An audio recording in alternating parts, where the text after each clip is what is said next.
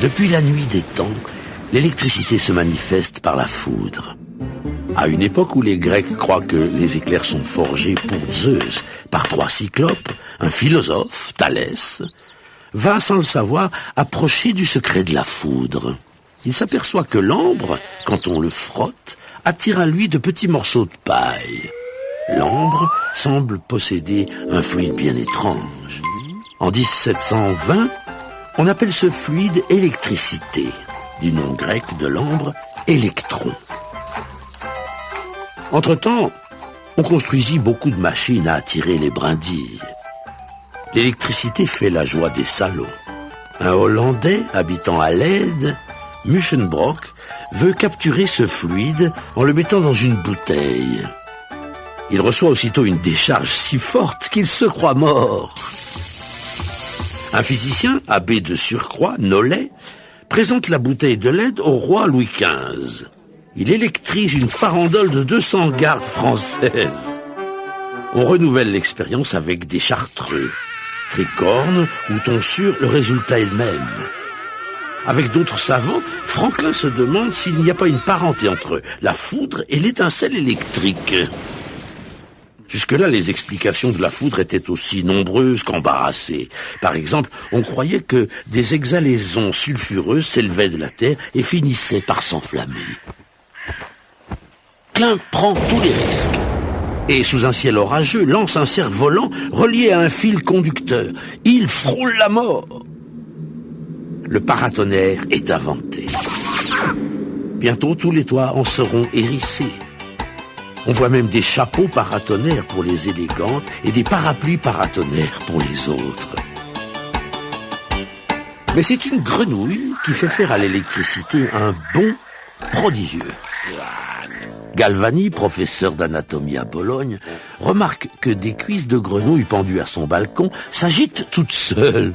Il croit avoir découvert le secret de la vie et de l'électricité. Erreur, gravissime erreur, réplique Volta. L'électricité naît du contact des métaux, elle n'est pas dans la grenouille. Et Volta le prouve. Il empile des rondelles de cuivre et de zinc séparées par des rondelles de feutre humide. L'électricité sort de cette pile.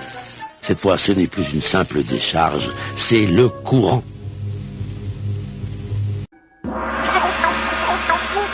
Il y a très longtemps, les Chinois découvrent une pierre ensorcelée qui attire les métaux et indique le nord. C'est la boussole. Un médecin contemporain de Shakespeare, Chilbert, compare l'étrange fluide de cette pierre aimantée à celui de l'ambre.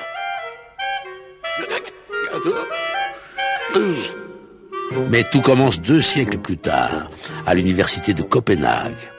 Le professeur Ørsted s'aperçoit que le dit fluide agite l'aiguille d'une boussole. Elle perd le nord.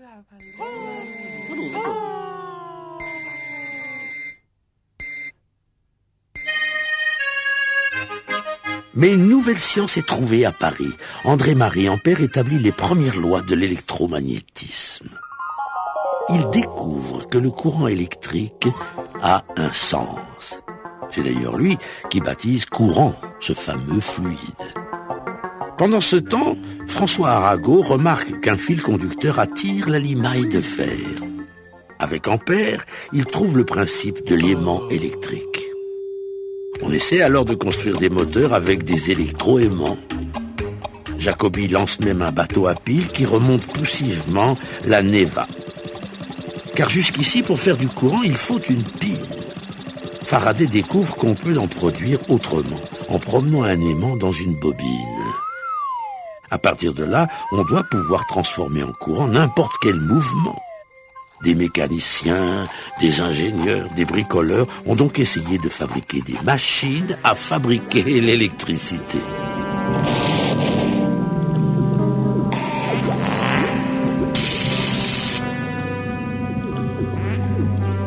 Un menuisier belge, Zénobe Grave, trouve la machine idéale, la dynamo. On peut la faire tourner avec la roue d'un moulin ou d'une machine à vapeur. Le hasard, qui aide souvent la science, fait connaître à la dynamo un nouveau destin.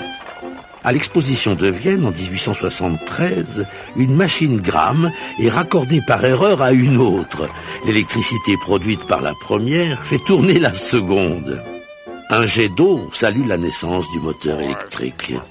12 ans plus tard, l'invention du transformateur permet de transformer cette énergie à distance. C'est la grande première de la ligne Visy-Grenoble. Tout est en place pour le règne de l'électricité.